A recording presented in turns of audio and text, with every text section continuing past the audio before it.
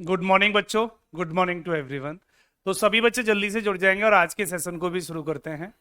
और जो analogy topic चल रहा था बच्चों, और उसी टॉपिक के नेक्स्ट कॉन्सेप्ट को जानेंगे और अगले कॉन्सेप्ट को भी समझेंगे। कल मैंने बोला था बेटा कि एक दिन हम एनालॉगी की प्रैक्टिस और करेंगे, उसके बाद डाउट सेशन रखेंगे इसका। तो जो नेक्स्ट कल की क्लास जो होगी उसमें प्रॉपर तरीके से हम डाउट सेशन रखेंगे, ठीक है। तो सारे बच्चे स्पीड के साथ जुड़ जाएं और सेशन को शुरू कर लेते हैं। आज की क्लास को भी प्रॉपर तरीके से शुरू करते हैं। तो एनालॉगी के मैंने आपको दो कॉन्सेप्ट करा दिए थे और सभी बच्चों ने दो कॉन्सेप्ट पढ़ लिए होंगे, अल्फाबेट क्वेश्चन और नंबर वाले सवाल। नंबर वाले सवाल हमने ये दो कॉन्सेप्ट प्रॉपर तरीके से पढ़ लिए थे। आज बच्चों इसी के आगे क्लास चलेगी और उसी के आगे आज की क्लास कंटिन्यू होगी और प्रॉपर तरीके से हम जानेंगे।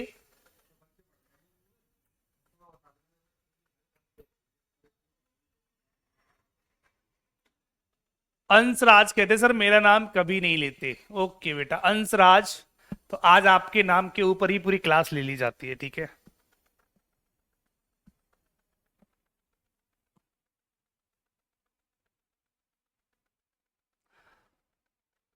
अंशराज मेहनत करो, ठीक है बेटा।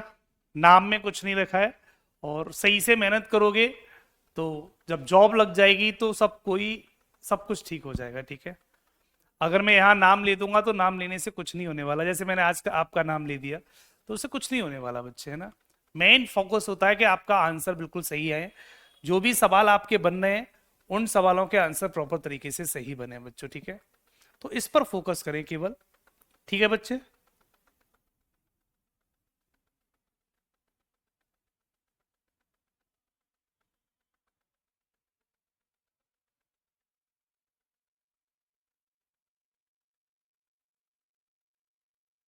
गुड मॉर्निंग बच्चों, गुड मॉर्निंग।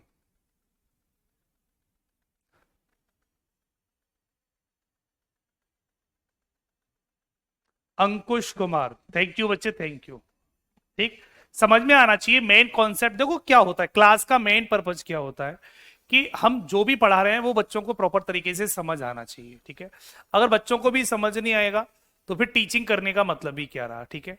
तो जो भी डिलीवर करें वो प्रॉपर बच्चों के पास तक पहुंचे और बच्चों को प्रॉपर तरीके से बेटा समझ में आना चाहिए। इन बातों पर ध्यान दिया जाता है और यही टीचिंग स्किल होती है।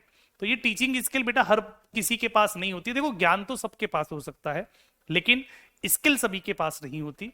तो जो टीचर अपनी बात को आसान भाषा में किसी बच्चे को प्रॉपर तरीके से समझा दे उसी को स्किल कहते हैं बच्चों, ठीक है। हाँ, तो जहां तक मुझे लगता है सभी बच्चों को प्रॉपर तरीके से सारी चीजें समझ में आती होंगी और सारे बच्चे प्रॉपर तरीके से सवाल को कर लेते होंगे बच्चों, ठीक है। तो आज हम आगे बढ़ जाते हैं टाइप 2 के नेक्स्ट कॉन्सेप्ट की तरफ। तो टाइप 2 के नेक्स्ट कॉन्सेप्ट की तरफ बढ़ जाते हैं बच्चों, ठीक है। हमारे सवाल यहां तक हो चुके थे, हमारे सवाल बच्चों यहां तक प्रॉपर तरीके से हो चुके थे। अब इसके आगे बढ़ जाते हैं। तो इसके आगे की कहानी यहां चलेगी। तो टाइप नंबर 2 का सेकंड केस और समझ लेते हैं। कभी कभी सेकंड केस का सवाल भी बन जाता है। टाइप नंबर 2 का सेकंड केस का सवाल कैसा होता है, दो रिलेशन वाला सवाल बनेगा इसमें। जैसे मैंने आपके सामने एक नंबर लिखा 4 और 16 और 18 और इनमें एक संबंध पूछा कि क्या संबंध है इनमें।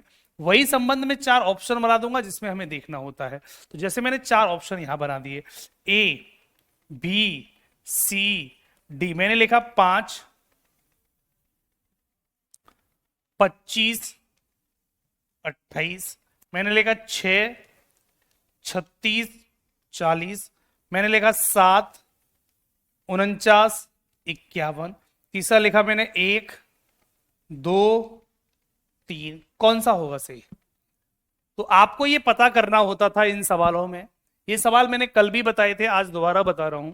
इन सवालों में सिर्फ इतना पता करना होता था कि जो रिलेशन बच्चों इन दोनों में चल रहा है, इन तीनों में जो रिलेशन इन तीनों नंबरों के साथ है वही रिलेशन हमें पूरी सीरीज में पता करना होता था। वही रिलेशन बच्चों हमें पूरी सीरीज में पता करना होता था। तो कौन सा ऑप्शन मैच कर रहा है, एक बार सभी बच्चे जल्दी से बता देंगे। एक बार सभी बच्चे जल्दी से बता देंगे कौन से ऑप्शन में मैच कर रहा है। किस सवाल में बच्चों मैच कर रहा है। तो देखो हमने ध्यान से देखा तो हमने यहाँ पे क्या देखा, ये 4 का स्क्वायर है बच्चों, ये क्या है 4 का स्क्वायर है, और यहाँ पर बेटा कितना बनना है प्लस का 2 हो रहा है, यहाँ प्लस का 2 हो रहा है, तो पहले स्क्वायर कर दो फिर 2 प्लस कर दो, तो 5 का स्क्वायर यहाँ भी हो रहा है, 6 का स्क्वायर यहाँ भी हो रहा है, 7 का स्क्वायर यहाँ भी हो रहा है, 1 का स्क्वायर यहाँ नहीं हो रहा, तो ये ऑप्शन तो गलत हो गया। फिर प्लस के 2 होना चाहिए, तो यहां पर प्लस 2 हो रहा है, यहां पर देखा तो प्लस का 3 हो रहा है, तो बेटा ऑप्शन ये नहीं हो सकता। यहां प्लस का 4 हो रहा है, ऑप्शन ये नहीं हो सकता। यहां प्लस का 2 हो रहा है, तो ऑप्शन नंबर सी लग जाएगा, करेक्ट ऑप्शन बच्चों सी लग जाएगा। कल की क्लास का पीडीएफ नहीं मिला होगा, वो कल की क्लास का पीडीएफ बच्चों थोड़ा सा करप्ट हो गया था बोर्ड से, इसी बोर्ड से थोड़ा सा करप्ट हो गया था वो फाइल, इसलिए कल की क्लास का पीडीएफ आपको नहीं मिला होगा। तो मैं वो कल की क्लास के पीडीएफ के जो क्वेश्चन थे वो मैं आज अपलोड करा दूंगा, क्वेश्चन क्वेश्चन, क्योंकि जो सॉल्यूशन वाला पीडीएफ था वो करप्ट हो गया था बच्चों, ठीक है, इसलिए आपको पीडीएफ नहीं मिला होगा, डीपीपी मिली होगी बच्चों, ठीक है। तो सभी बच्चों को मैं बता दूं कल आपको डीपीपी मिली होगी, केवल डीपीपी आपको मिल गई होगी, लेकिन पीडीएफ नहीं मिली होगी। जो हमने क्वेश्चन कराए थे उन क्वेश्चन की पीडीएफ नहीं मिली होगी, उन क्वेश्चन की पीडीएफ बच्चों नहीं मिली होगी, क्योंकि वो फाइल करप्ट हो गई थी, फाइल करप्ट हो गई थी, इस वजह से ये पीडीएफ नहीं मिली होगी, ठीक है। तो आज मैं इसके क्वेश्चन आपको अपलोड करा दूंगा, इसके क्वेश्चन जो कल हमने कराए थे वो क्वेश्चन मैं आज आपको अपलोड करा के दे दूंगा, क्योंकि ये मेरे पास फाइल तो है, तो फाइल में प्रॉपर तरीके से सारे सवाल दे दूंगा मैं आपको, उनको लगा लेना आप, ठीक है, उनको आप आसानी से लगा सकते हो।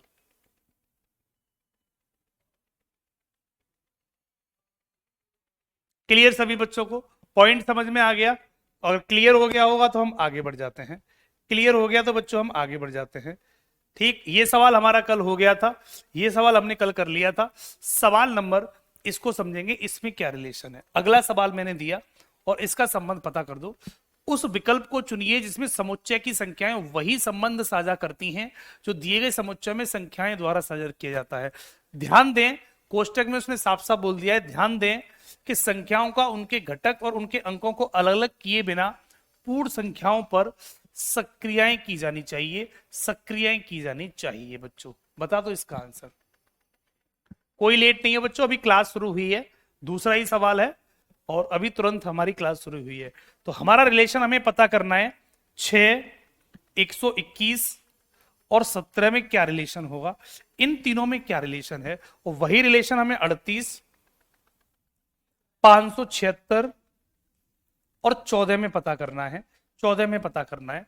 तो ऐसा क्या रिलेशन है कि जो लॉजिक बेटा इधर हो, इनमें जो लॉजिक होगा वही लॉजिक बेटा इनमें होना चाहिए, वही लॉजिक इनमें होना चाहिए। तो पहले तो एक समान लॉजिक पता करते हैं कि ऐसा कौन सा लॉजिक है जो दोनों संख्याओं में मैच कर रहा है, और उसी से बेटा हमें एक ऑप्शन भी मैच करना है बेटा।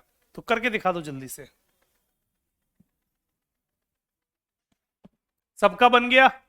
बहुत सरल लॉजिक है। क्या लॉजिक है बेटा? पहली संख्या और अंतिम संख्या का अंतर निकाल दो, तो दोनों का अंतर कितना आ रहा है 11, और ये 11 का वर्ग लिखा हुआ है बीच में, देखो 11 का वर्ग लिखा हुआ है।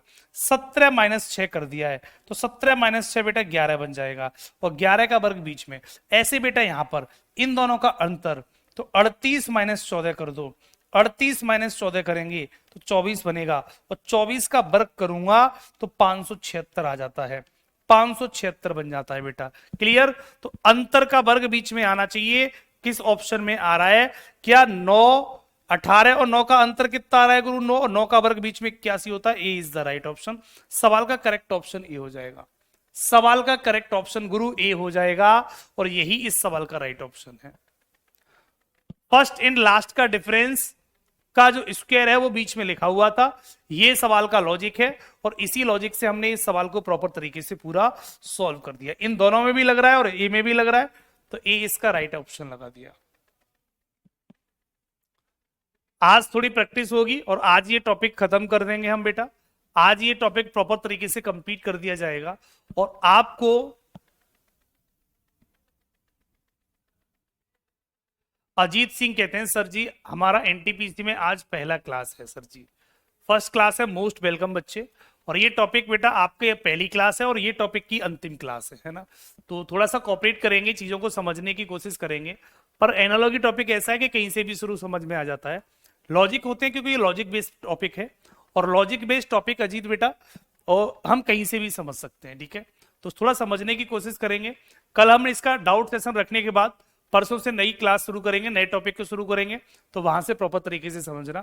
दूसरी बात, इसकी 2 क्लासें निकल गई हैं एनोलॉजी की, तो जिन बच्चों की 2 क्लासें निकल गई हैं वो प्रॉपर तरीके से बेटा पढ़ लेना उस बैच में, ठीक है।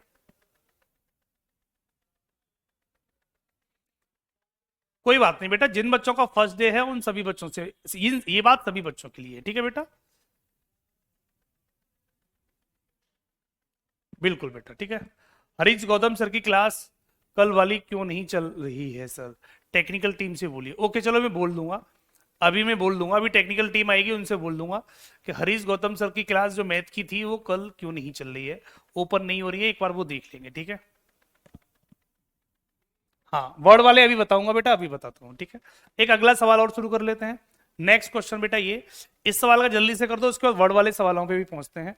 18, 66 और 48, इन दोनों में रिलेशन, तीनों में रिलेशन पता करना है। वही रिलेशन बेटा 52, 144 और 92 में होगा, 92 में होगा। इन दोनों में क्या रिलेशन होगा ये बात पता करनी है, ये वाली बात पता करनी है।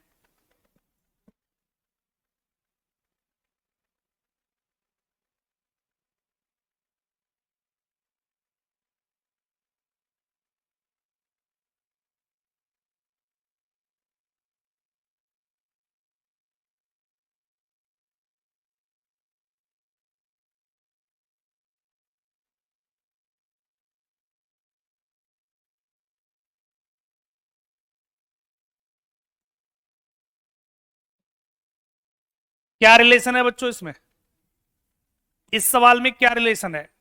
18, 66, 48, 52, 144, 92, तो जो रिलेशन इनमें होगा वही रिलेशन इनमें होगा, वही रिलेशन गुरु इनमें होगा। हाँ फिर क्यों बच्चे कह रहे हैं?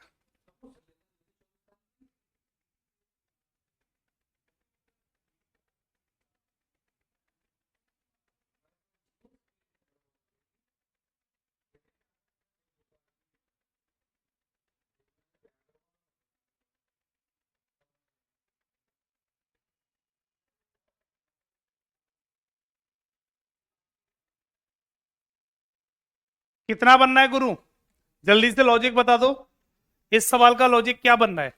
18, 66 और 48 में क्या रिलेशन बनाओ, इन तीनों में क्या रिलेशन हो, वही रिलेशन यहां पता करना है, वही रिलेशन बच्चों हमें यहां पता करना है। तो क्या लॉजिक चल रहा है 18, 66 और 48 का?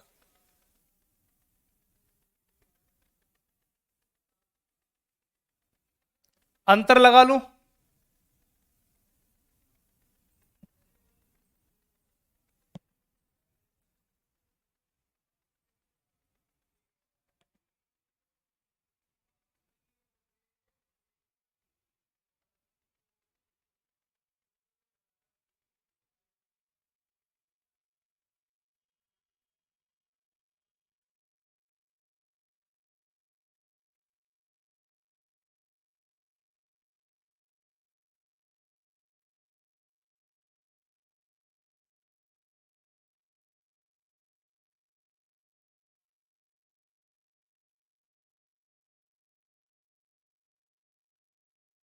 हो गया सबका?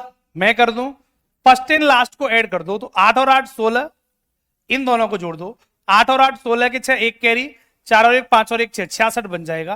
पहला और अंतिम नंबर ऐड करने पर, पहला और अंतिम नंबर को अगर ऐड कर दूं तो 2 और 2 4, 9 और 5 14, 144 बनेगा, 144 बनना है। तो लॉजिक है पहला और अंतिम नंबर को ऐड कर दो तो बीच का नंबर बन जाना चाहिए।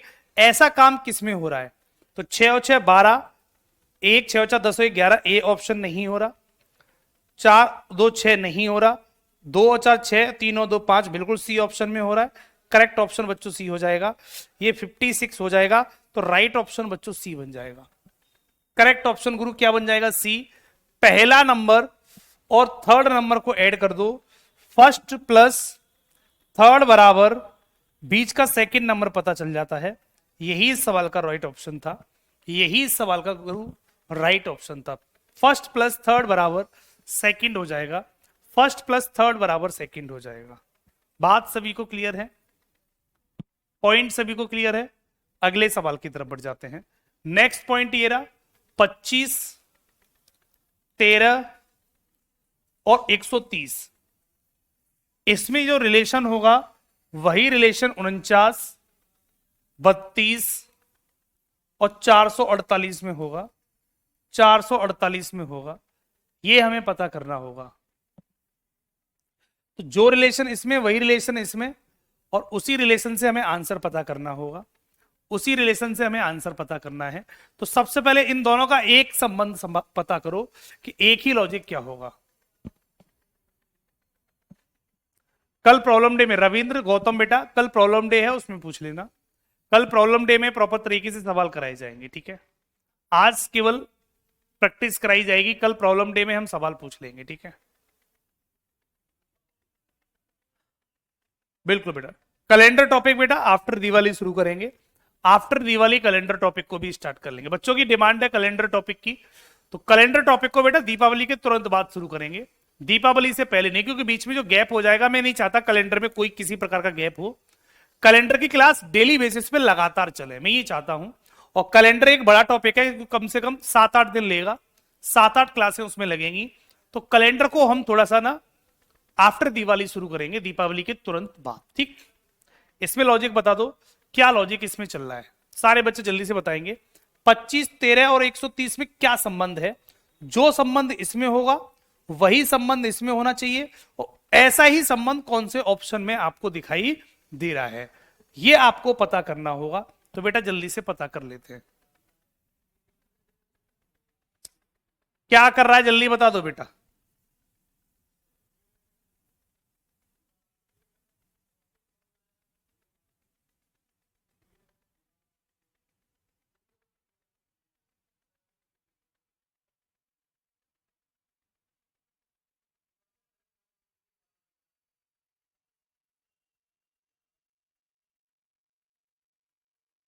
क्या लॉजिक है गुरु, जल्दी बता दो।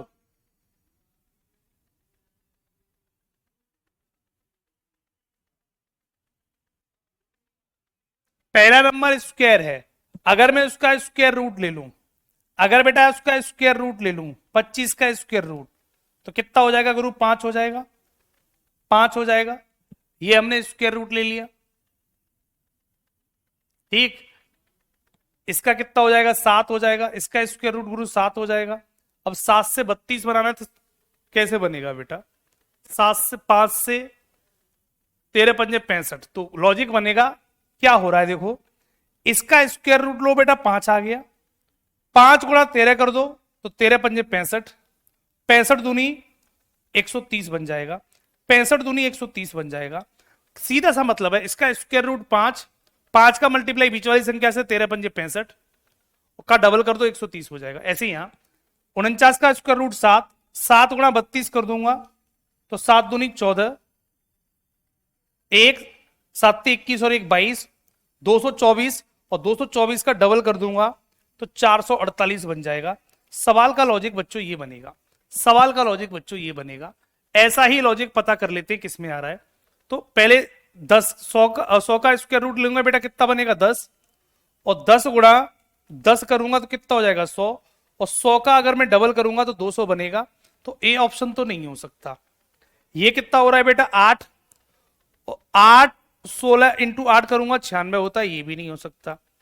ये करूंगा बेटा कितना आएगा? 4, 48 गुणा 4 करूंगा, ये भी नहीं बन सकता। इसको करूंगा बेटा 6, 12 छिके 72, बिल्कुल डी ऑप्शन सही है, क्योंकि 36 का वर्गमूल 6, और 6 गुणा 12 करूंगा तो 12 छिके 72, और 72 का दूना करूंगा तो 144 बनेगा, 144 बनेगा गुरु, 72 का दूना 144 बनेगा। तो डी ऑप्शन करेक्ट हो जाएगा। सवाल का राइट ऑप्शन गुरु डी होगा। तो करेक्ट आंसर जो बनेगा बच्चों इस सवाल का डी बनेगा।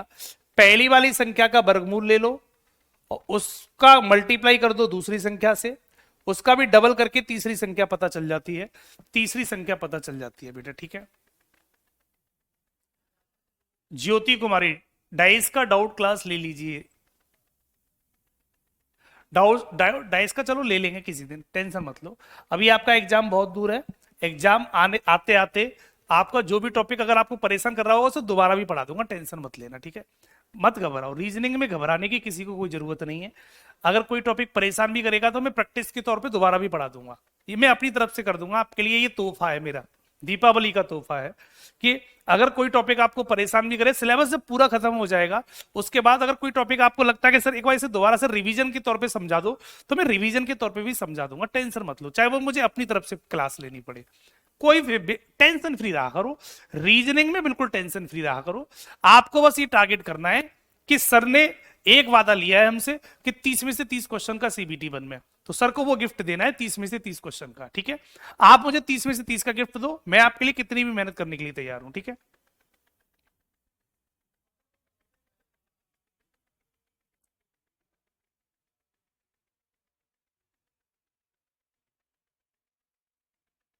साइंस थोड़ा सा बेटा, साइंस को सीरियसली लो, मजाक नहीं इसमें भी। देखो अगर आपको सिलेक्शन चाहिए, सिलेक्शन चाहिए बेटा, एनटीपीसी में सिलेक्शन चाहिए, तो देखो आपको सब कुछ सीरियसली लेना पड़ेगा।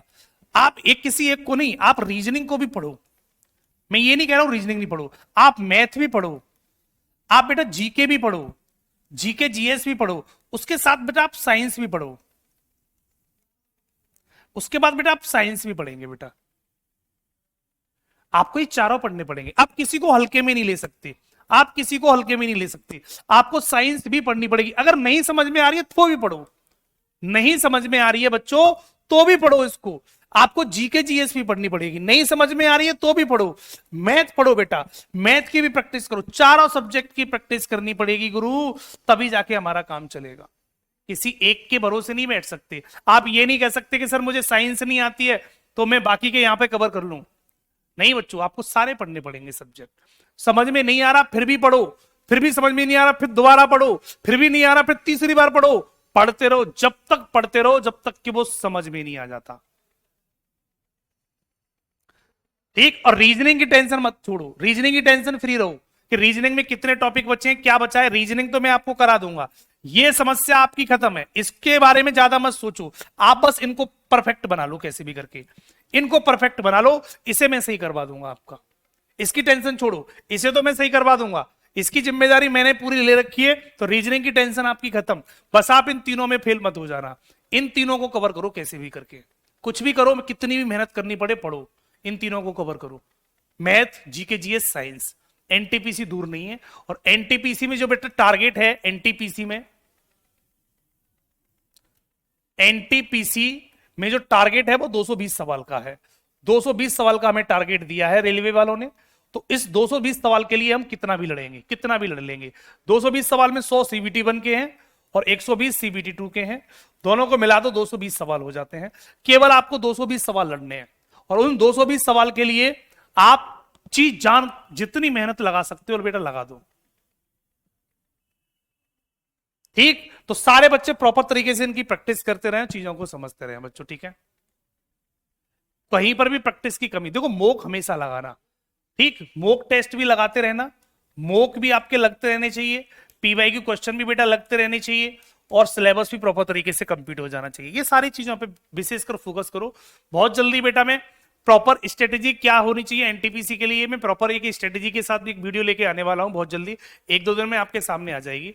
तो उसमें और डिटेल में समझाऊंगा कि किस तरीके से हमें पढ़ना चाहिए जिससे सिलेक्शन हमारा और आसान बन जाए, ठीक है। तो बहुत जल्दी 1 या 2 दिन में आपको एक मैं वीडियो देने वाला हूं बहुत जल्दी, जिसमें रेलवे एनटीपीसी की क्या स्ट्रेटेजी होगी पढ़ने की, वो प्रॉपर तरीके से उसमें मैं आपको स्टेप बाय स्टेप बताऊंगा कि कैसे पढ़ना है, क्या पढ़ना है, क्या छोड़ना है, क्या पढ़ना है, ये प्रॉपर तरीके से उस वीडियो के माध्यम से आपको प्रॉपर तरीके से समझाऊंगा, ठीक है बच्चों।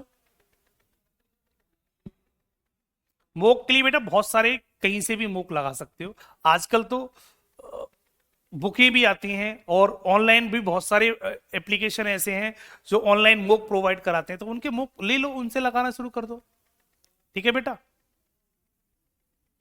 नहीं, दोनों पेपर बेटा एक ही दिन नहीं होते हैं, काफी गैप होता है। पहले पहला पेपर पास करने के बाद, जब पहले पेपर जब पास कर लेते हैं वो बच्चे दूसरे पेपर को देने जाते हैं, वही बच्चे दूसरे पेपर को देने जाते हैं बच्चों, ठीक है। क्लियर। अगला सवाल, एक सवाल बच्चे और देख लेते हैं। 9-15-21, 9-15-21, जो रिलेशन इन तीनों में वही 31, 37, 43 इनमें रिलेशन होगा। तो इन दोनों में जो रिलेशन होगा वही किसी एक ऑप्शन में है, किसमें है पता तो। ऑनलाइन मोक लगाओ बेटा, ऑनलाइन मोक हमेशा ऑनलाइन लगाओ बच्चे, मेरी राय यही रहेगी, मोक हमेशा ऑनलाइन ही लगाएं, ऑनलाइन मोक लगाएं, ठीक है। और ज्यादा से ज्यादा देखो, जैसे हम बीमार पड़ जाते हैं ना, बीमार जब डॉक्टर के पास जाते हैं तो डॉक्टर बोलता है कि ये टैबलेट सुबह लेनी है, ये वाली टैबलेट शाम को लेनी है, तो हम टाइम से लेते हैं ना। ऐसी मोक की एक आदत डाल लो, मोक की आदत डाल लो। मोक कैसे लगाया जाता है, बहुत जल्दी वीडियो आने वाली है। मोक किस तरीके से लगाया जाता है, ये बहुत जल्दी वीडियो आने वाली है, उस वीडियो के माध्यम से आपको प्रॉपर समझाऊंगा मोक कैसे लगाया जाता है। और मोक लगाओ, डेली एक मोक जरूर लगाओ। खाना खाना भूल जाओ, सुबह की चाय पीना भूल जाओ, लेकिन डेली एक मोक जरूर लगाओ। ऑनलाइन मोक कहां से लगाते हैं बेटा, बहुत सारे एप्लीकेशन है जो ऑनलाइन मोक प्रोवाइड करा रहे हैं, जो सिर्फ जिनका मोक का ही काम होता है, तो वहां से ऑनलाइन लगा सकते हो बेटा। किसी किसी का भी एक परचेज कर लो ऑनलाइन मोक के लिए, जिसमें प्रॉपर तरीके से सारे ऑनलाइन मोक होते हो, वहां से लगा लो।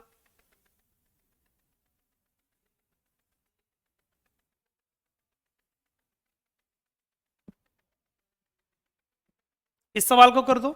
मैं आपको बहुत जल्दी ऑनलाइन मोक और स्ट्रेटेजी क्या होगी इसके बारे में बहुत जल्दी वीडियो लेके आने वाला हूं आपके लिए, जिसमें मैं आपको प्रॉपर कैसे तरीके से, देखो पढ़ाना एक अलग बात होती है कि सिलेबस पूरा करा दिया, एक अलग बात है, उसके साथ साथ गाइडेंस भी होती है टीचर की कि किस तरीके से हमें पढ़ना चाहिए, किस तरीके से आपको अपनी चीजें मैनेज करनी है, जिसके थ्रू आप आंसर को या एग्जाम को आसानी से निकाल पाए। तो ये स्ट्रेटेजी भी आपको प्रॉपर तरीके से बताई जाएगी। बहुत जल्दी मैं इसके लिए काम कर रहा हूं और इसके लिए वीडियो लेके आपके सामने आने वाला हूं, ठीक है। इसमें आंसर समझ लेते हैं। 9 से 15 बना, गुरु 6 जोड़ दिए। 15 से 21 बना, गुरु 6 जोड़ दिए। 6 जोड़ रहा है यहाँ पे, यहां पर भी देखो बेटा 6 जोड़ दिए, और यहां पर भी देखा बेटा 6 जोड़ दिए। तो ये तो एक सिंपल सवाल था, 6 जोड़ रहा था, 6 जोड़ रहा है, तो 6 जोड़ते हुए कहां बनेगा, 32 और 6 38 हो गया, 38 ये नहीं बनेगा, 23 और 6 नहीं बनेगा, 65 और 6 71, 71 देखो यहां पर भी 6 जोड़ रहा है और यहां पर भी 6 जोड़ रहा है। तो राइट ऑप्शन गुरु कौन सा बन जाएगा, सी इज द राइट ऑप्शन हो जाएगा। करेक्ट ऑप्शन गुरु सी होगा। तो ये एक सिंपल सवाल था, सभी बच्चों ने लगा लिया होगा, एक सिंपल सवाल था, सभी बच्चों ने लगा लिया होगा। कर लेंगे सारे बच्चे, तो इस तरीके से सारे सवाल कर लेना, ठीक है बच्चों। अब आ जाते हैं टाइप नंबर 3 पर। टाइप नंबर 3 को भी समझ लेते हैं। टाइप नंबर 3 जो सवाल बनते थे गुरु, उसमें हिंदी के वर्ड के सवाल भी आ जाते हैं। हिंदी के वर्ड भी आ सकते हैं, हिंदी के बेटा वर्ड भी आ सकते हैं, हिंदी के वर्ड भी हो सकते हैं, ठीक। या जीके जीएस भी हो सकती है, जीके जीएस की नॉलेज भी हो सकती है, इनके ऊपर भी सवाल बनते हैं। तो इनके ऊपर सवाल कैसे बनते हैं वो भी देख लेते हैं। जैसे ये रहा बेटा, ठीक है, ये रहा थाईलैंड की वाइड, तो चीन का क्या होगा, तो ये क्या है, मुद्राएं हैं बेटा, ये मुद्राओं के ऊपर सवाल बना है, करेंसी के ऊपर बेटा, ठीक है। तो ये करेंसी दिए हुए हैं, सवाल कह रहा है बाईं ओर दिए गए शब्द एक दूसरे से तर्क नियम संबंध द्वारा संबंधित हैं, उसी तर्क नियम संबंध के आधार पर दिए गए विकल्पों में से दाएं विकल्प पर संख्या क्या होगा। मतलब सीधी सी बात है कि थाईलैंड का रिलेशन इससे है, किसी तर्क के आधार पर इन दोनों में रिलेशन कोई होगा, किसी तर्क के आधार पर जो संबंध इनमें होगा वही संबंध हमें आगे पता करना होता है, वही संबंध हमें आगे पता करना होता है।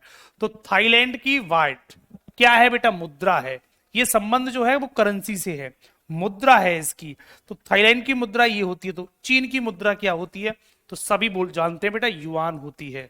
चीन की जो मुद्रा होती है गुरु वो युआन होती है, और ऑप्शन नंबर क्या लग जाएगा, सी। अब ये आपने जीके जीएस पढ़ी होगी, आप वहां से इन सवालों को हिट करोगे, इसमें कोई रीजनिंग नहीं है, इसमें कोई रीजनिंग थोड़ी लगी है, पर रीजनिंग में सवाल ये आ जाते हैं। अब किसी बच्चे को चीन की मुद्रा नहीं पता युआन होती है, तो बच्चा वो नहीं कर पाएगा सवाल को, है? तो ये जीके जीएस होती है। तो आपने जीके जीएस वाले सर से पढ़ी होगी, है, आपको अरुण सर पढ़ा रहे होंगे जीके जीएस, तो जीके जीएस में अरुण सर आपको ये सब चीजों का ज्ञान देते होंगे, तो उसी ज्ञान से हमारा ये सवाल बनेगा। अब इसमें देखो जीके जीएस में क्या क्या बनेगा, क्या क्या याद रखना है, मुद्राएं याद रखनी है, मुद्राएं याद रखनी है बेटा, ठीक। देश की राजधानियां आ जाती हैं, देश की राजधानियों के ऊपर सवाल बनते हैं, इनके ऊपर सवाल बनेंगे बेटा, ठीक है। पर्यायवाची के ऊपर सवाल बनेंगे हिंदी में, पर्यायवाची, ठीक। विपरीत पे ऊपर सवाल बनते हैं, विपरीत के ऊपर सवाल बनते हैं। ठीक। जीके जीएस, जीके जीएस के ऊपर सवाल बनेंगे। साइंस, बायोलॉजी, फिजिक्स के ऊपर बहुत सवाल बनते हैं। बायो के ऊपर, फिजिक्स के ऊपर, इनके ऊपर बहुत सवाल बनते हैं। तो ये अलग अलग तरीके के बहुत सारे लॉजिक के सवाल बनेंगे। ये सारे सवाल आपको इसी तरीके से हिट करने होते हैं। ये बेसिक नॉलेज, मेरा कहने का मतलब है कि बेसिक नॉलेज के ऊपर सवाल बनते हैं। बेसिक नॉलेज के ऊपर बेटा सवाल आपके निकलते रहते हैं। ठीक है।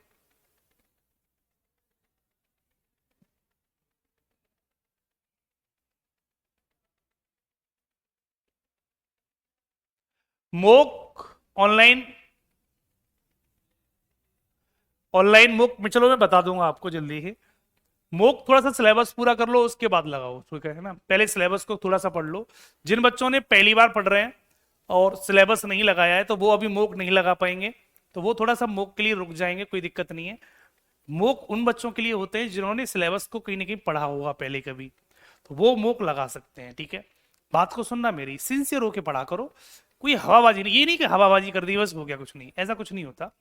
मोक का सही मतलब होता है कि आपने कहीं ना कहीं पढ़ा होगा तभी लगा सकते हैं, अदरवाइज मोक लगेगा ही नहीं कैसे भी। ठीक है।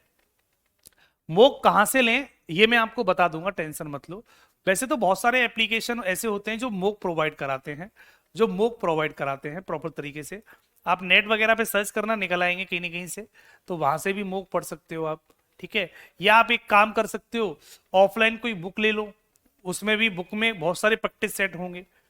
एक बुक ले आओ, कोई सी भी, किसी भी पब्लिकेशन की ले आओ, बुक ले आओ, उस बुक में प्रैक्टिस सेट होंगे, प्रैक्टिस सेट। तो प्रैक्टिस सेट वहां से, वो भी मोक ही होते हैं एक तरीके के, तो प्रैक्टिस सेट भी लगा सकते हो। चाहे ऑफलाइन लगाना चाहो तो ऐसे लगा लो, ऑनलाइन ही लगाने हैं अगर आपको, तो किसी न किसी एक कंपनी, कोई भी एक कंपनी जो मोक प्रोवाइड कराती हो, कोई भी कंपनी, वहां से परचेज कर लो। तो करीब कम पैसे में 100-200 मिल जाएंगे, तो धीमे धीमे वो लगाते रहो। पर लगाओ जरूर बच्चों, है ना, पर लगाओ जरूर। पर मोक लगाने से पहले आपको सिलेबस भी पूरा करना पड़ेगा, है ना, सिलेबस भी पूरा करना पड़ेगा। तो पहले सिलेबस को कंप्लीट करें, उसके बाद मोक की तरफ बढ़ेंगे बेटा। ठीक है। हाँ, टेक्स्ट बुक बेटा वगैरह देते होंगे, ये लोग देते होंगे। ठीक है। आप देख सकते हो एक बार कौन कौन सी कंपनी दे रही है, एक बार देख लेना, क्योंकि मैंने भी देखा नहीं है अभी। अगर कोई बेस्ट कंपनी आएगी तो मैं 1-2 दिन में आपको बता दूंगा। ठीक है।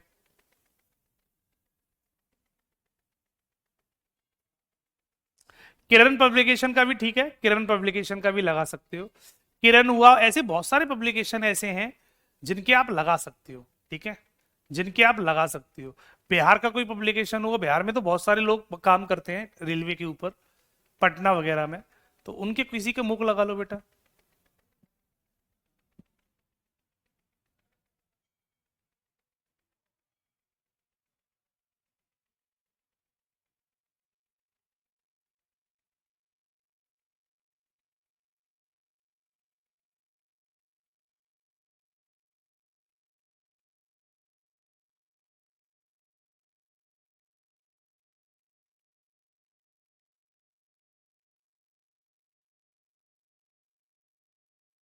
अभिनव बेटा, बेटा आएगा, जल्दी आएगा, टेंशन मत लो। ठीक है। क्लियर। अगला सवाल देख लो बेटा। गुफा शेर तो जाल में क्या होगा। जो रिलेशन बेटा गुफा का शेर से है, तो जाल का रिलेशन किससे होगा, ये बात पता करनी है।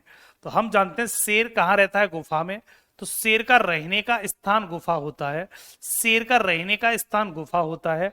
तो जाल में बेटा कौन रहता है, एस्किमो, चूहा, मकड़ी, मच्छी। तो हम बोलेंगे मकड़ी रहती है, स्पाइडर, मकड़ी रहती है। करेक्ट ऑप्शन गुरु सी बन जाएगा। सवाल का ऑप्शन। तो ये बेसिक नॉलेज के सवाल हैं, ये बेसिक नॉलेज के सवाल हैं। तो जो बेसिक आपको नॉलेज होती है, उसी बेसिक नॉलेज के ऊपर ये सवाल प्रॉपर तरीके से बने हैं।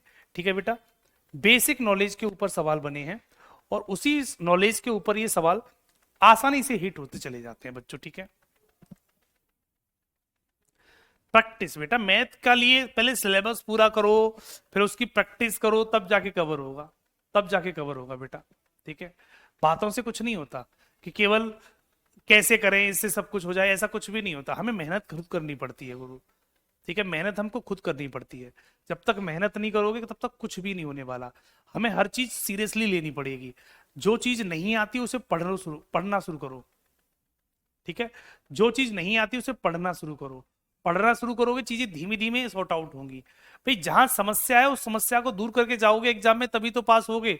अगर आपको मान लो, जैसे मान लो रीजनिंग की बात करता हूँ, रीजनिंग में मान लो किसी बच्चे को कैलेंडर टॉपिक नहीं आता और उसने सही भी नहीं किया, फिर पेपर देने चला गया, तो कैलेंडर टॉपिक जब आएगा तो समस्या फिर वहां पर आएगी। भाई जिस जगह समस्या है उसे खत्म करो, तब जाके पेपर देने जाओ, तब जाके पास होगी। नहीं तो वही रिजल्ट आता रहेगा जो रिजल्ट लगातार पिछले एग्जामों में आ रहा है। अगर रिजल्ट अपना चेंज करना है, फेल को पास में कन्वर्ट करना है, तो जहां जहां समस्याएं हुई है उनको एनालिसिस करो, उन्हें दूर करो और आगे बढ़ो, तब जाके कहीं ना कहीं हमारा ऑप्शन निकलेगा। ठीक है, अगला सवाल, इसका आंसर बताएंगे। बाईं ओर दिए गए शब्द एक दूसरे से किसी तर्क के नियम पे समान है, तो लॉजिक पता करना है। 6 का षटभुज, तो 6 भुजा का षटभुज होता है, 6 का षटभुज होता है, ऐसे कौन सा ऑप्शन मैच करेगा? 4 का आयत, 4 का पंचभुज, 3 का वर्ग, 7 का अष्टभुज। तो 7 का अष्टभुज नहीं हो सकता, 3 का वर्ग नहीं हो सकता, 4 का पंचभुज नहीं हो सकता, 4 का क्या हो सकता है बेटा? आयत हो सकता है। तो करेक्ट ऑप्शन गुरु क्या बन जाएगा? ए बन जाएगा। 4 भुजाओं का रेक्टेंगल बनता है, रेक्टेंगल बन जाता है। 4 भुजा का पंचभुज तो कह नहीं सकते, पेंटागन तो कह नहीं सकते बेटा। 3 का वर्ग स्क्वायर नहीं कह सकते बेटा। 7 का अष्टभुज ऑक्टागन नहीं कह सकते बेटा। तो ये नहीं हो सकते, केवल ए ही ऑप्शन बनेगा। राइट ऑप्शन गुरु ए बन जाएगा। तो ये बेसिक कॉन्सेप्ट के सवाल हैं और ये सारे सवाल हर बच्चा की बेसिक नॉलेज में रहते हैं और ये बेसिक नॉलेज के ऊपर ही सवाल पूछे जाते हैं। ठीक है बेटा। अंकुश कुमार कहते हैं सर एसएससी जीडी एनटीपीसी दोनों का क्लास लिया है बट टाइम टेबल सेट नहीं हो पा रहा है। टाइम टेबल तो बेटा सेट करना पड़ेगा, ठीक है, क्योंकि टाइम टेबल तो सेट तो खुद ही करना पड़ेगा बेटा। इसमें मैं क्या हेल्प कर सकता हूँ आपकी? ठीक है, ये सब चीजें छोटी छोटी होती हैं अंकुश कुमार, तो ये आपको खुद ही मैनेज करनी पड़ेगी। आप अपने हिसाब से टाइम टेबल को मैनेज करें और पढ़ने पे प्रॉपर तरीके से फोकस करें। क्लियर? अगला सवाल, क्वेश्चन नंबर नेक्स्ट। अगला सवाल कहता है कि दूध का लीटर से तो चीनी का किससे होगा रिलेशन? तो मिल्क, दूध का रिलेशन लीटर से पता करना है। दूध लीटर से मापा जाता है तो चीनी किससे मापी जाएगी? चीनी का रिलेशन पता करना होगा। चीनी बेटा, तो दूध को मापने के लिए हम लीटर का यूज करते हैं। हम ऐसे कह सकते हैं दूध को मापने के लिए लीटर का यूज किया जाता है। तो चीनी को मापने के लिए किसका यूज किया जाएगा? हेक्टेयर का, किलोमीटर का, मीटर का या किलोग्राम का? तो आप बोलेंगे किलोग्राम का यूज किया जाएगा। करेक्ट ऑप्शन गुरु क्या बन जाएगा? D is the right option. Hectare में चीनी थोड़ी मापी जाती है, किलोमीटर में थोड़ी मापी जाती है, मीटर में थोड़ी मापी जाती है, किलोग्राम में मापी जाती है। आपने देखी होगी कि 1 केजी चीनी, 1 केजी चीनी होगी, ठीक है, 2 केजी चीनी होगी, 3 केजी चीनी होगी। आप इस तरीके से लिखते हो, 2 किलो, 3 किलो, 4 किलो, 5 किलो चीनी ले आओ, तो आप इस तरीके से लिखते हो। तो चीनी जो मापी जाती है वो किलोग्राम में मापी जाती है, इसलिए डी ऑप्शन करेक्ट हो जाएगा।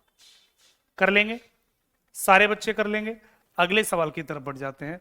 लंबाई का मात्रक, लंबाई मीटर, लेंथ मीटर में आती है, तो विद्युत द्वारा एम्पियर, द्रव्यमान, भारी, तापमान, गर्मी, आयतन, हल्का, क्या लगेगा? जल्दी से बता दो बेटा। इस सवाल का राइट ऑप्शन हेक्टेयर में बेटा जमीन मापी जाती है। आपने देखा होगा, अपने गांव साइड में देखा होगा कि 10 हेक्टेयर है, 20 हेक्टेयर है, 40 हेक्टेयर है। ये जमीन मापने के लिए, जमीन के लिए बोलते हैं कि उस पर 40 हेक्टेयर जमीन है, ठीक है, तो ये जमीन मापी जाती है। इसका आंसर बता दो जल्दी से। लंबाई का मात्रक क्या होता है बेटा? लेंथ मीटर में मापी जाती है, लेंथ मीटर में मापी जाती है, तो विद्युत धारा का एम्पियर हो जाएगा। बिल्कुल सही है बेटा। द्रव्यमान भारी होता है, नहीं हो सकता। तापमान गर्मी नहीं हो सकता। आयतन हल्का नहीं हो सकता। विद्युत धारा का मात्रक एम्पियर होता है, तो करेक्ट ऑप्शन गुरु ए लग जाएगा। करेक्ट ऑप्शन गुरु ए लग जाएगा।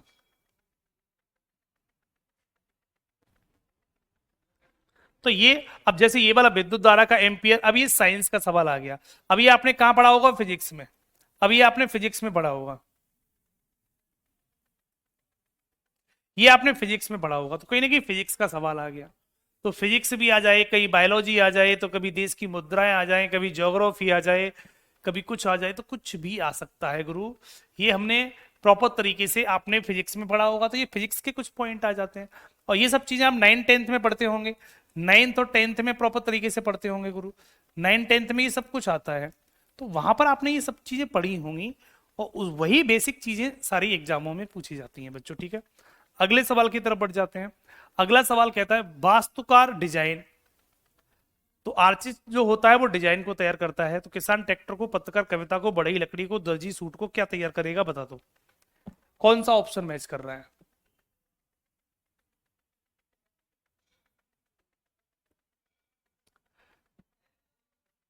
ऐसा कभी हो जाए बेटा कि किसी क्वेश्चन में दो लॉजिक लग रहे हों, दोनों के ऑप्शन मैच कर जाएं, तो बहुत क्रिटिकल कंडीशन हो जाती है उस टाइम पर। उस टाइम पर वही आंसर मान्य माना जाता है जो आयोग ने दिया होगा। पर ऐसा बहुत रेयर केस में होता है, ऐसा बहुत कम होता है, होता नहीं है बच्चों, ठीक है। ऐसा बहुत रेयर होता है कि एक ही सवाल में दो लॉजिक लग जाएं और दोनों से ऑप्शन मैच भी कर रहे हो। दो लॉजिक तो लग सकते हैं लेकिन किसी एक से ही ऑप्शन मैच करेगा। अगर दोनों से ऑप्शन मैच करेगा तो ये बहुत क्रिटिकल कंडीशन हो जाती है, और इस कंडीशन में आयोग द्वारा दिया गया ऑप्शन ही सही माना जाता है, ठीक है। तो वास्तुकार जो होता है वो क्या करता है, एक डिजाइन तैयार करता है। वास्तुकार जो होते हैं वो देखा होगा आपने, आर्किटेक्टर जो होते हैं वो डिजाइन को तैयार करते हैं, किसी भी डिजाइन को तैयार करते हैं। तो किसान ट्रैक्टर को तैयार करता है, बिल्कुल नहीं बेटा। पत्रकार कविता तैयार करता है बेटा, बिल्कुल नहीं। बढ़ई लकड़ी को तैयार करता है, बिल्कुल नहीं बेटा। दर्जी सूट तैयार करता है, बिल्कुल सही। डी ऑप्शन लगना चाहिए गुरु, आंसर इसका डी लगना चाहिए। सी कैसे लगा दोगे? बढ़ई लकड़ी को थोड़ी बनाता है, दर्जी सूट बनाता है। टेलर जो होता है वो सूट को तैयार करता है, टेलर जो होता है वो सूट को तैयार करता है। तो डी ऑप्शन करेक्ट लगेगा। प्रिंस शुक्ला, हाँ बेटा आपका कमेंट दिखता है मुझे, सबका कमेंट दिख रहा है। जिन बच्चों ने सी ऑप्शन लगाया वो गलत है। बढ़ई लकड़ी तैयार नहीं करता, बढ़ई लकड़ी तैयार नहीं करता। वास्तुकार जो होता है वो, आर्किटेक्ट जो होते हैं वो डिजाइन को तैयार करते हैं, डिजाइन बनाते हैं। तो दर्जी सूट को बनाता है। सवाल ऐसे संबंध को देखो, तो राइट ऑप्शन डी लगाएंगे। करेक्ट ऑप्शन बच्चों डी होगा।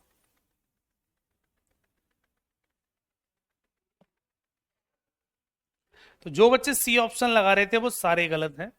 थोड़ा सा बेसिक तरीके से देखेंगे। ए नहीं होगा क्या? ए नहीं होगा। किसान ट्रैक्टर को थोड़ी तैयार करता है, किसान ट्रैक्टर चलाता है, यूज करता है इसका, लेकिन तैयार थोड़ी करता है किसान ट्रैक्टर को। वस्तुकार डिजाइन तैयार करता है। तो वस्तुकार का काम क्या है? इसका ये काम है डिजाइन बनाना, ठीक है। आप अपने घर का जब घर बनाने जाएंगे तो उसका जो मैप बनता है वो कौन, आर्किटेक्ट ही तो बनाते हैं, कौन बनाते हैं बेटा, ठीक है। तो जो आपने अपना घर बनवाया तो उसकी जो डिजाइन बनेगी बच्चों, उसकी बच्चों जो डिजाइन बनेगी तो वो डिजाइन कौन बनाएगा? आर्किटेक्टर बनाएंगे।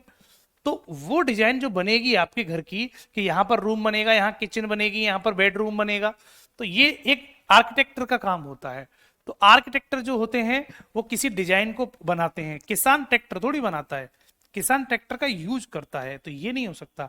पत्रकार कविता थोड़ी बनाता है, ठीक। बढ़ई लकड़ी थोड़ी बनाता है, गलत। दर्जी सूट बनाता है, ये वाली बात बिल्कुल सच है। दर्जी क्या करता है? दर्जी का काम होता है सूट को तैयार करना। तो D is the right option होगा।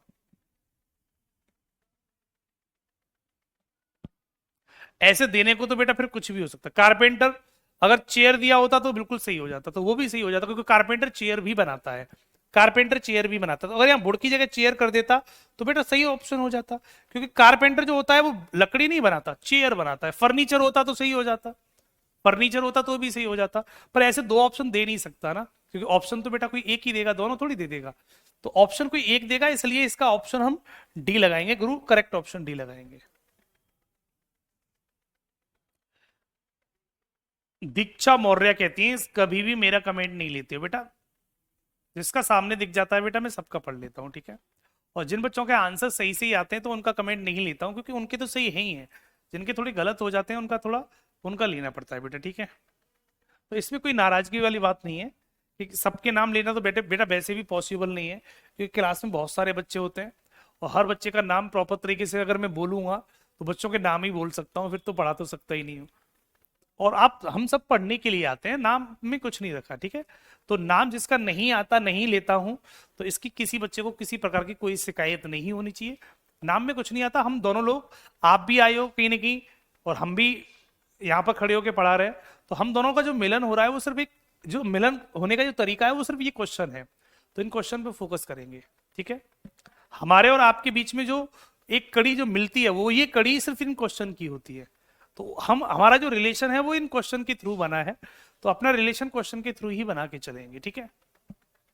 इसका आंसर कितना होगा? स्याही कलम, तो कलम का यूज हम स्याही में करते हैं। स्याही कलम में किसका यूज होता है? स्याही का। तो रंग का किस में यूज होगा? रंग का यूज बेटा स्केच में, कागज में, ब्रश में, कला में। तो हम ब्रश कह सकते हैं, ब्रश का यूज रंग में कह सकते हैं। करेक्ट ऑप्शन सी लगा देना।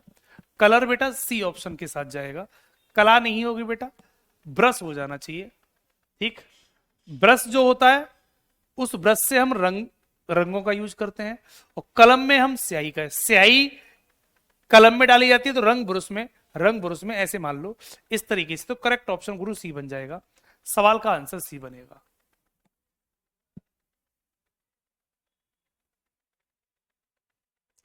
स्केच तैयार करने में रंग नहीं लगता, कागज पे रंग नहीं लगता, दो तो खत्म है, पहले दूसरे तो बन ही नहीं सकते।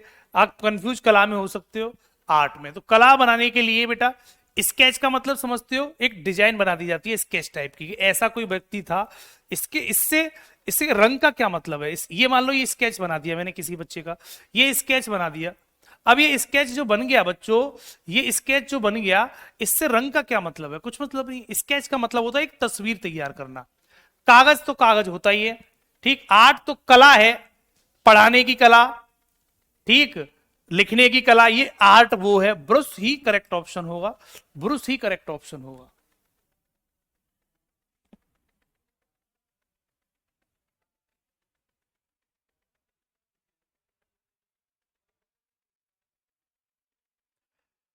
सोनी की शिकायत आई है कि सर आप मेरा कमेंट नहीं देखते हैं। सोनी बेटा मैं अभी इस कमेंट के ऊपर अभी 1 मिनट लेक्चर दिया था, आप फिर भी कह रहे हो हैं। बलराम मिश्रा कहते हैं सर क्या करोगे बच्चों, ये इस फालतू क्वेश्चन मत पूछा करो, पढ़ाई से संबंधित सवाल नहीं पूछते हो। मैच कौन खेल रहा है, कितने विकेट हो गए इंडिया के, हैं ये कमेंट करवा लो फालतू के। तो ये फालतू कमेंट में कुछ नहीं रखा बेटा। इंडिया की स्थिति बहुत ज्यादा खराब है आजकल देखी जाए तो। और अगर आप टेस्ट मैच देखते होंगे और क्रिकेट मैच देखते भी होंगे तो आप देख पा रहे होंगे 4-5 विकेट तो सुबह ही हो गए थे। जब मैं पढ़ाने आया था तो शायद 5वां विकेट गिर गया था। ठीक, अच्छा 7 विकेट हो गए, बहुत सुंदर बेटा। मैंने अभी क्लास खत्म नहीं कर पाई, 7 विकेट गिरवा दिया आपने, है। तो इंडिया की स्थिति अभी बहुत ज्यादा खराब है? तो क्या ही कर सकते हैं, क्या ही कर सकते हैं गुरु।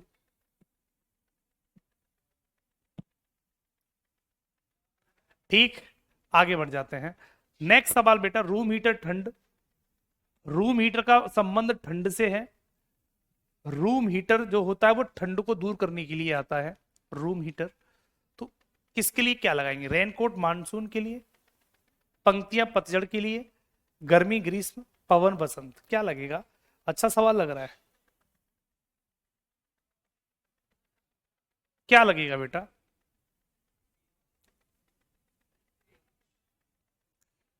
रूम हीटर हम लगाते हैं कोल्ड को, ठंड को भगाने के लिए।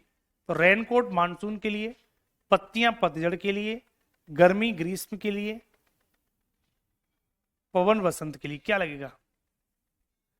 ए लगना चाहिए, मानसून के लिए। रेनकोट का यूज हम मानसून के लिए करते हैं। करेक्ट ऑप्शन मेरी समझ से ए बनना चाहिए, ए ही इसका राइट ऑप्शन होगा, बी नहीं हो सकता। ऐसे समझ लो, रूम हीटर हम क्यों लगाते हैं? ठंड को दूर करने के लिए। रेनकोट क्यों पहनते हैं? मानसून को भगाने के लिए। मानसून को बेटा जैसे बारिश होती है तो हम रेनकोट का यूज कर लेते हैं जिससे बच जाए। ऐसे ही रूम हीटर हम घर में कब लगाते हैं? जब ठंड पड़ रही हो तो हम रूम हीटर का यूज करते हैं। ठीक है बेटा, पत्तियों का यूज पतझड़ करने के लिए थोड़ी करते हैं, गर्मी का यूज ग्रीष्म के लिए थोड़ी। गर्मी का ग्रीष्म तो हो ही गया बेटा। रूम हीटर ठंड को हटाने के लिए, ठंड को कम करने के लिए, सुविधा के लिए बेटा। तो रेनकोट का मानसून की सुविधा के लिए है बेटा। तो करेक्ट ऑप्शन ए बनेगा। करेक्ट सी ऑप्शन बच्चा कह रहा है। गर्मी ग्रीस नहीं बनेगा बेटा, गर्मी ग्रीस नहीं बनेगा। ये भी गलत है, ये भी गलत है, ये भी गलत है बच्चों। ये भी गलत है, ये भी गलत है, ये भी गलत है, तीनों गलत है बच्चों। पवन बसंत में आएगी बेटा, ये भी गलत है। एक ही ऑप्शन बनेगा ए, करेक्ट ऑप्शन गुरु ए बनेगा बस।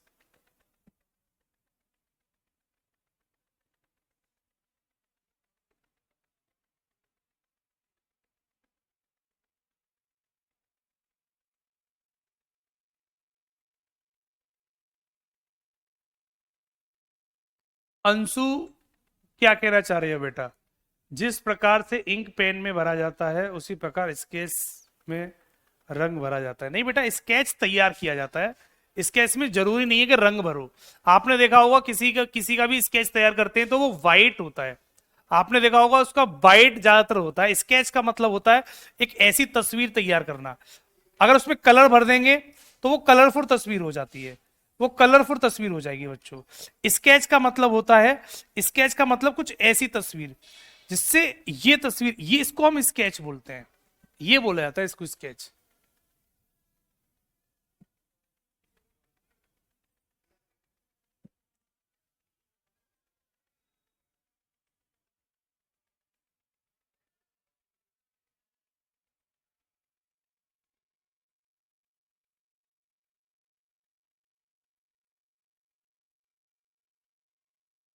ये रहा सवाल, सवाल निकाल लिया मैंने बेटा, ये सवाल निकाल लिया। इसको देख लो, स्याही कलम, तो रंग का स्केच, कागज ब्रश। देखो ऐसे समझ लो, कलम जो होती है, जैसे मान लो मेरे पास ये कलम है, तो कलम, कलम जब हम लिखते हैं तो उसमें स्याही भरी जाती है। ऐसे ही ब्रश का जब यूज करते हैं तो उसमें रंग का यूज करते हैं, रंग का यूज करते हैं। स्याही का यूज कलम में होता है तो रंग का यूज ब्रश में होता है, ब्रश के लिए होता है। ब्रश से हम उसको लिखने के काम में या रंग करने के काम में यूज करते हैं। तो काम से बात करते हैं तो इसका ब्रश ही लगेगा बेटा, स्केच नहीं आएगा, स्केच नहीं आएगा। अगर आप स्केच लगाओगे तो ऐसे समझ लो, कलम जो होती है, कलम में जो फिल किया जाता है वो स्याही, ऐसी ब्रश में जो फिल किया जाएगा वो आपका रंग होगा, रंग होगा। स्केच तो तैयार हो जाएगा, एक आउटपुट निकल के आ जाएगा स्केच तो बच्चों, ठीक है। तो सी ही ऑप्शन लगेगा, आप इसमें कंफ्यूज हो रहे हो, सही दिमाग से देखेंगे तो सी ही ऑप्शन इसका लगेगा बच्चों, ठीक है। एक अंतिम सवाल और है, इसे और देख लेंगे और ये टॉपिक प्रॉपर कंप्लीट हो जाएगा। अंतिम सवाल और है बच्चों, इसको और देख लेंगे।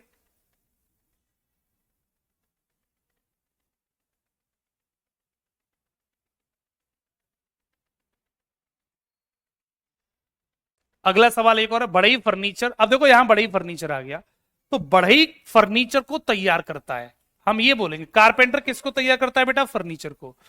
तो कारपेंटर फर्नीचर को तैयार करता है। तो अब यही संबंध हमें आगे पता करना है कि डॉक्टर अस्पताल को तैयार करता है, क्या शिक्षक पेंसिल को तैयार करता है, सेफ भोजन को तैयार करता है, या नाविक जहाज को तैयार करता है। किस ऑप्शन को लगाएंगे, कौन से ऑप्शन को लगाएंगे बेटा, जल्दी बता दो।